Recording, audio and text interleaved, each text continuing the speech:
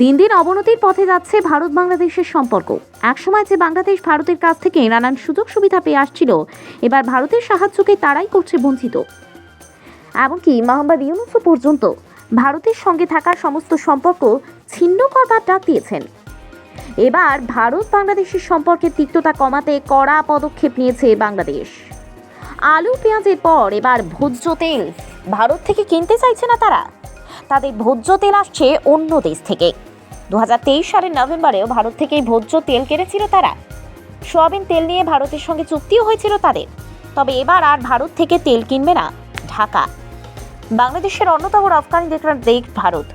2023 সালে ভারত বাংলাদেশ থেকে 1,10,00,000 litre soybean তেলের বরাত পেয়েছিল।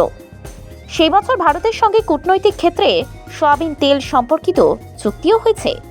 তবে এবার নাকি সম্পূর্ণ আলাদা ঘটনা ঘটছে।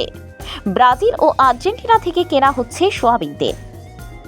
জানেন কি ভারতের উপর কোন কোন বিষয়ে নির্ভর করতে হয় বাংলাদেশকে? তার মধ্যে রয়েছে এই সোয়াবিন তেল। অপরিশোধিত সোয়াবিন তেল বাংলাদেশে বোতলজাত রান্নার তেলের তীব্র সংকট চলছে। চট্টগ্রামে প্রকাশিত একটি খবর অনুযায়ী জাহাজে করে 52,000 টন অপরিশোধিত সোয়াবিন তেল এসেছে। বাংলাদেশে বোতলজাত রান্নার তেলের তীব্র সংকট চলছে। প্রতি লিটার 8 টাকা করে বৃদ্ধি পেয়েছে তেল, আর এই তেল আসছে ব্রাজিল আর্জেন্টিনা থেকে।